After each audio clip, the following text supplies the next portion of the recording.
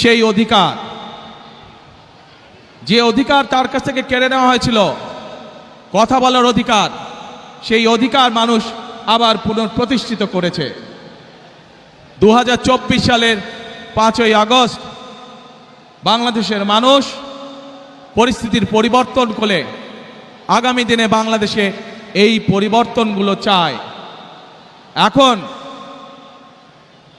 প্রিয় ভাই বোনেরা, আজ এই নির্বাচনী জনসভায় দাঁড়িয়ে একটি রাজনৈতিক দল হিসাবে আমরা আমাদের প্রতিদ্বন্দ্বী দল যারাই হোক না কেন, আমরা তাদের সম্পর্কে আপনাদেরকে হয়তো অনেক কথা বলতে পারি, তাদের হয়তো অনেক দোষ ত্রুটি তুলে ধরতে পারি, কিন্তু তাতে কি জনগণের কোনো উপকার হবে? কি ভাই, আমরা যদি সমালোচনা করার স্বার্থেই যদি সমালোচনা করি, দেশের সাধারণ মানুষের কি তাতে কোনো উপকার হবে? উপকার হবে না। আমরা যদি শুধু সমালোচনা করার অর্থে শুধু সমালোচনাই করি, দেশের মানুষের পেট ভরবে? পেট ভরবে না। প্রিয় ভাই বোনেরা, বিএনপি একমাত্র রাজনৈতিক দল যারা যতবার সরকারে ছিল এই দেশের মানুষের ভাগ্যের পরিবর্তনের জন্য কাজ করেছে তারা। এবং সেই জন্যই আমি 17 বছর পর যেদিন দেশের মাটিতে পা রেখেছিলাম, সেদিন আমি সমগ্র বাংলাদেশের মানুষের কাছে একটি কথা বলেছিলাম যে উই হ্যাভ এ প্ল্যান, অর্থাৎ আমাদের একটি পরিকল্পনা আছে দেশের মানুষকে ঘিরে, দেশকে ঘিরে। বাংলাদেশে এই মুহূর্তে জনসংখ্যার অর্ধেক জনসংখ্যা হচ্ছে তরুণ বা যুবক সমাজের সদস্য। এই কোটি কোটি তরুণ যুবক সমাজের সদস্য তারা চায় কর্ম, তারা চায় কাজ, তারা চায় কর্মসংস্থান। এই যে চট্টগ্রাম বাংলাদেশের ব্যবসা বাণিজ্যের প্রাণকেন্দ্র, সেই চট্টগ্রামের মানুষ সহ সারা বাংলাদেশের মানুষ চায় একটি নিরাপদ পরিবেশ, যেই নিরাপদ পরিবেশে তারা ব্যবসা বাণিজ্য করতে পারবে, বাণিজ্যিক সুবিধা তারা চায়। এই চট্টগ্রামের মানুষ সারা বাংলাদেশের মানুষের মতন চায় যে তাদের সন্তানরা যাতে লেখাপড়া করতে পারে, সেই পরিবেশ তৈরি তারা চায়। এবং সেই জন্যই আমরা বলেছি আপনাদের রায় 12 তারিখে ইনশাল্লাহ আমরা সরকার গঠনে সক্ষম হলে আমরা আমাদের প্রাইমারি শিক্ষা ব্যবস্থা সহ বিভিন্ন শিক্ষার স্তরে স্তরে আমরা পরিবর্তন আনতে চাই, যেখানে আমরা শিক্ষা ব্যবস্থাকে এমন করে গড়ে তুলতে চাই যেখানে আমাদের তরুণ যুবক সদস্যরা, তরুণ সমাজের সদস্যরা শুধু সার্টিফিকেট শিক্ষা ব্যবস্থাই পাবে না, একই সাথে তাদের শিক্ষা ব্যবস্থা এমন হবে যাতে শিক্ষা জীবন শেষে তারা কর্মসংস্থানের ব্যবস্থা সহজেই করে নিতে পারে। এবং সেজন্যই আমরা বলেছি যে আমরা হয়তো আপনাদেরকে বলতে পারি অমুক জায়গায় এত বেডের হসপিটাল করব, তমুক জায়গায় এত বেডের হসপিটাল করব, কিন্তু আমরা তা বলতে চাই না আপনাদেরকে। বরং আমরা চাই গ্রামের মানুষের কাছে, গ্রামের নারীদের কাছে, গ্রামের শিশুদের কাছে স্বাস্থ্য সেবা তাদের ঘরে ঘরে পৌঁছে দিতে। এবং সেজন্যই আমরা 1 লক্ষ হেলথ কেয়ারার নিযুক্ত করার পরিকল্পনা গ্রহণ করেছি, যাতে করে মা বোনেরা এবং শিশুরা ঘরে বসে কম বেশি চিকিৎসা সুবিধা পেতে পারে। প্রিয় ভাই বোনেরা, বাংলাদেশের জনসংখ্যার অর্ধেক নারী, এত বিপুল সংখ্যক যেই জনসংখ্যার অর্ধেক নারী, সেই নারীদেরকে আমরা কর্মহীন রেখে আমরা কোনোভাবেই আমাদের এই বাংলাদেশকে আমাদের প্রত্যাশিত লক্ষ্যে নিয়ে যেতে পারবো না। এবং সেই জন্যই এই নারীদেরকে দেশনেত্রী খালেদা জিয়া যখন দেশ পরিচালনার দায়িত্বে ছিলেন, তখন আপনারা দেখেছেন উনি স্কুল থেকে শুরু করে ইন্টারমিডিয়েট পর্যন্ত মেয়েদের শিক্ষা ব্যবস্থা ফ্রি করে দেওয়ার ব্যবস্থা করেছিলেন। এটি ধারণা আছে আপনাদের যে আমরা সেই নারীদেরকে সেই শিক্ষা ব্যবস্থার ফলে, ফ্রি শিক্ষা ব্যবস্থার ফলে নারীদের একটি বৃহৎ অংশ আজ শিক্ষিত হয়েছে, কিন্তু সেই নারীদেরকে আমরা স্বাবলম্বী করে, অর্থনৈতিকভাবে স্বাবলম্বী করে গড়ে তুলতে চাই। এবং সেই জন্যই আমরা বলেছি আপনাদের ভোটে ইনশাল্লাহ আগামী 12 তারিখে বিএনপি সরকার গঠনে সক্ষম হলে আমরা বাংলাদেশের প্রত্যন্ত অঞ্চলে গ্রামগঞ্জ সহ সকল পরিবারের নারীদের কাছে আমরা ফ্যামিলি কার্ড পৌঁছে দিতে চাই। প্রিয় ভাই বোনেরা, বাংলাদেশের মূল প্রাণ শক্তি হচ্ছে কৃষক। এই কৃষক যদি ভালো থাকে তাহলে বাংলাদেশ ভালো থাকবে।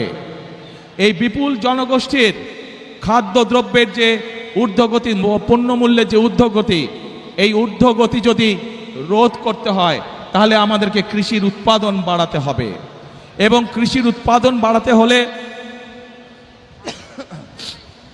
আমাদেরকে কৃষক ভাইদের পাশে, কৃষানী বোনদের পাশে আমাদেরকে দাঁড়াতে হবে। এবং সেই জন্যই আমরা বলেছি আপনাদের ভোটে ইনশাল্লাহ আগামী 12 তারিখে বিএনপি সরকার গঠনে সক্ষম হলে আমরা ধীরে ধীরে বাংলাদেশের সকল কৃষকের কাছে কৃষক কার্ড নামে একটি কার্ড পৌঁছে দিতে চাই, যে কার্ডের মাধ্যমে কৃষক এবং কৃষানী ভাই বোনেরা তারা ঋণ সুবিধা সহ বিভিন্ন সুবিধা তারা পাবে, যাতে করে আস্তে আস্তে তারা অর্থনৈতিকভাবে স্বাবলম্বী হয়ে উঠতে পারে। প্রিয় ভাই বোনেরা, আজ এই চট্টগ্রাম সহ সারা বাংলাদেশের একটি বড় সমস্যা, সেটি হচ্ছে জলাবদ্ধতা। এই চট্টগ্রাম শহর, চট্টগ্রাম জেলার বিভিন্ন উপজেলা সহ সারা বাংলাদেশে খাল, বিল, নদী নালাগুলো বন্ধ হয়ে গিয়েছে। আমরা আপনাদের ভোটের মাধ্যমে 12 তারিখে ইনশাল্লাহ বিএনপি সরকার গঠনে সক্ষম হলে আমরা সমগ্র বাংলাদেশে খাল কাটা কর্মসূচি চালু করতে চাই। আপনারা কি খাল কাটবেন আমাদের সাথে? কারা কারা খাল কাটবেন হাত তুলেন তো দেখে, কারা কারা? ইনশাল্লাহ আমরা সকলে দুহাতে কোদাল দিয়ে খাল খনন শুরু করব, খাল খনন কর্মসূচি, যাতে করে এই দেশ থেকে জলাবদ্ধতা, বন্যার সমস্যা সবকিছু আমরা দূর করতে পারি। প্রিয় ভাই বোনেরা, এই চট্টগ্রামে ইপিজেড আছে এবং এই চট্টগ্রামের বহু মানুষ এই ইপিজেডে চাকরি বাকরি করার মাধ্যমে তাদের জীবিকা নির্বাহ করে থাকেন। আছে না ইপিজেড? যে ইপিজেড আছে এবং কে ইপিজেড, এই সবগুলোতে লক্ষ লক্ষ মানুষের কর্মসংস্থানের ব্যবস্থা আছে। প্রিয় ভাই বোনেরা, এই কে ইপিজেড এবং বাকি যে ইপিজেডগুলো আছে, এই সবগুলো আপনাদের নিশ্চয়ই ধারণা আছে কোন সময় হয়েছিল? বিএনপি সরকারের সময়, শহীদ রাষ্ট্রপতি জিয়াউর রহমান এবং দেশনেত্রী খালেদা জিয়ার সময় হয়েছিল।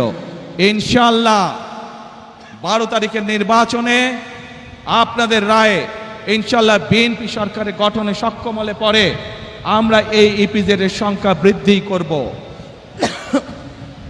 কে ইপিজেডের মতন আরও ইপিজেড আমরা তৈরি করব, যাতে আরও লক্ষ লক্ষ তরুণ সমাজের সদস্যরা সেখানে চাকরি সংস্থান করতে পারে, কর্মসংস্থান করতে পারে। প্রিয় ভাই বোনেরা, এই অঞ্চলের মানুষের একটি বড় দাবি আছে, যেই দাবিটির ব্যাপারে বিগত বিএনপি সরকার উদ্যোগ গ্রহণ করেছিল কিন্তু সম্পূর্ণ করে যেতে পারেনি। দেশনেত্রী খালেদা জিয়া উদ্যোগ গ্রহণ করেছিলেন কিন্তু সময়ের অভাবে সম্পূর্ণ করে যেতে পারেনি। আমরা দেখেছি বিগত 15 বছর এই ব্যাপারে কোনো উদ্যোগ কেউ গ্রহণ করেনি। এই উদ্যোগ যদি গ্রহণ করা হয় তাহলে শুধু এই চট্টগ্রামের মানুষ নয়, সমগ্র চট্টগ্রাম সহ সারা দেশে বহু মানুষের কর্মসংস্থান হবে, সারা দেশে ব্যবসা বাণিজ্য অনেক চাঙ্গা হবে, যাতে করে মানুষের কর্মসংস্থান হবে, মানুষ চাকরি ব্যবসা বাণিজ্য করে খেতে পারবে। কি সেটি? বাণিজ্যিক রাজধানী। ইনশাআল্লাহ বিএনপি আগামী 12 তারিখে নির্বাচনে আপনাদের সমর্থনে বিএনপি সরকার গঠনে সক্ষম হলে খালেদা জিয়ার সেই উদ্যোগ যত দ্রুত সম্ভব আগামী বিএনপি সরকার সেটিকে বাস্তবায়ন করবে, যাতে করে এই এলাকার মানুষ ব্যাংকিং সুবিধা সহ সকল কিছু এখানে বসেই কাজ সেরে নিতে পারে। প্রিয় ভাই বোনেরা, এক মিনিট দাঁড়াও, কথা শোনো, আগে কথা শোনো ভাই, কথা শোনো। প্রিয় ভাই বোনেরা, আমি যে এই সংক্ষিপ্তভাবে আপনাদের সামনে পরিকল্পনার কথাগুলো তুলে ধরেছি, আপনারা কি কম বেশি সবাই শুনতে পেরেছেন, বুঝতে পেরেছেন? কি ভাই, ওই যে রাস্তার মধ্যে মানুষ আছে আপনারা শুনতে পেয়েছেন? আচ্ছা, পেছনে যে মানুষ আছেন শুনতে পেয়েছেন? এখন এই আপনাদের কি মনে হয় যে আমরা যদি এই পরিকল্পনাগুলো গ্রহণ করতে পারি তাহলে দেশের মানুষ যেই পরিবর্তন আশা করেছিল ধীরে ধীরে আমরা সেই ভালো পরিবর্তনের দিকে এগিয়ে যাব? আপনারা কি সেইটা মনে করেন? ইনশাআল্লাহ। প্রিয় ভাই বোনেরা, যদি তাই হয়ে থাকে তাহলে বিএনপি সরকার ইনশাআল্লাহ আপনাদের কাছে যেই প্রতিশ্রুতিগুলি দিয়েছে, বিএনপি যেই প্রতিশ্রুতিগুলি দিয়েছে সেগুলো ইনশাআল্লাহ বিএনপি সরকারে গেলে ধীরে ধীরে আমরা বাস্তবায়ন করব।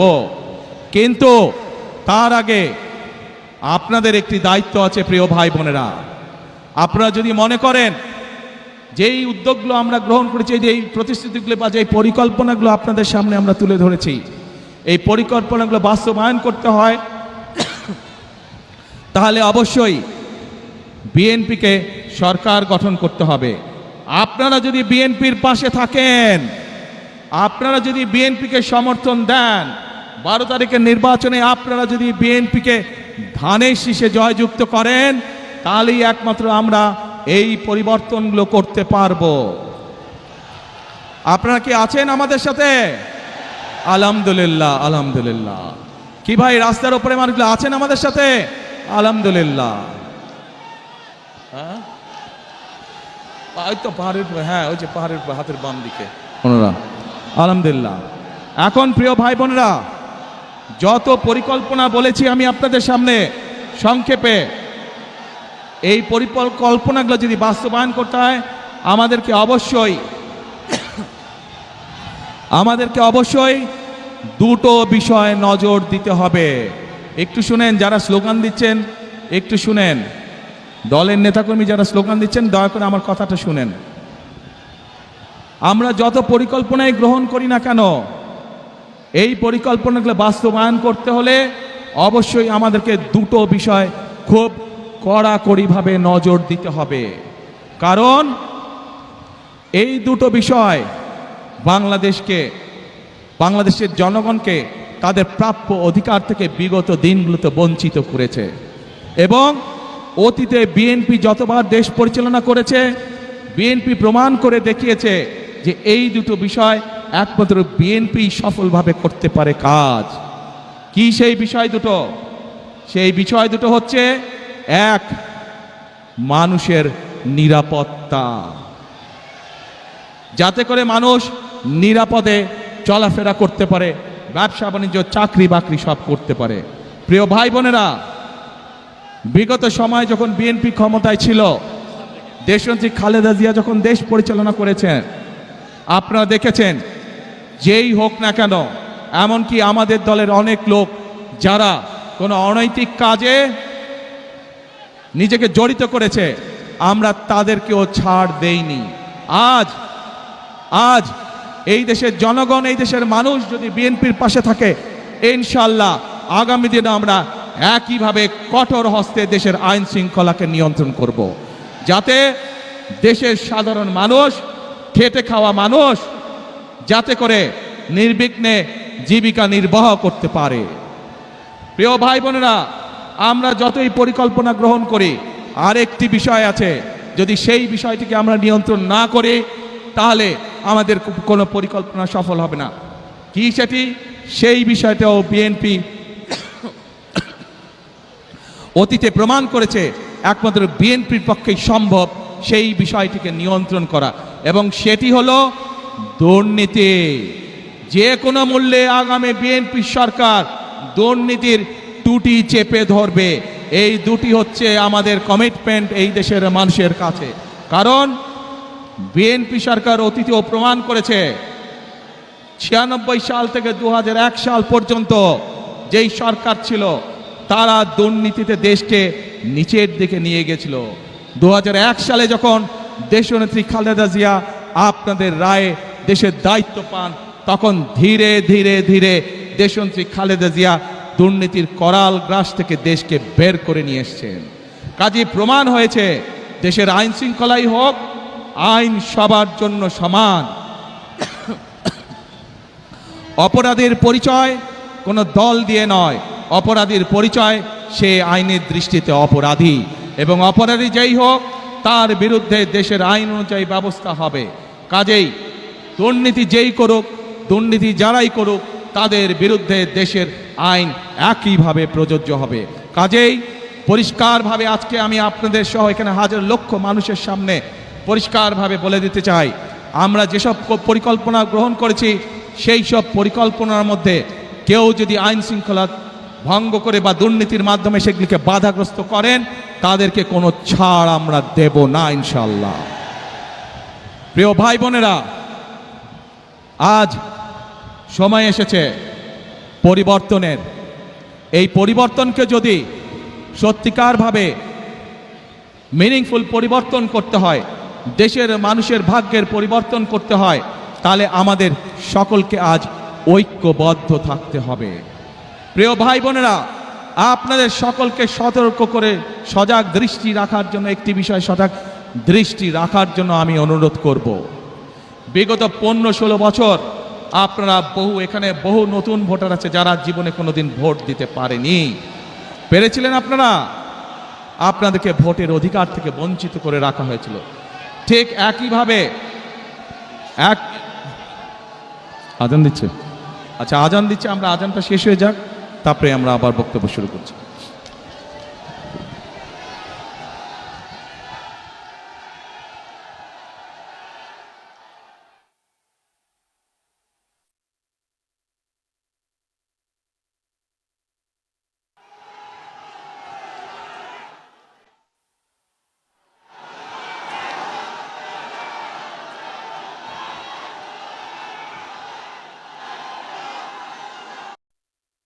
আজান শেষ হয়ে গেছে, আমরা আবার বক্তব্য শুরু করি। বহু মানুষ বহু দূর থেকে এসছেন, তারা তাদের ঘরে ফিরে যাবেন, কাজে বক্তব্য লম্বা করব না। প্রিয় ভাই বোনেরা, এই সেই চট্টগ্রাম, যেই চট্টগ্রামে মুক্তিযুদ্ধের সময় বলি, গণতন্ত্রের অধিকার আন্দোলনের সময় বলি, 2024-এর আন্দোলনের সময়ের কথাই বলি না কেন, কথাই বলি না কেন, ওয়াসিম আকরাম সহ আরও যে সকল মানুষ এখানে শহীদ হয়েছেন তাদের কথা বলি।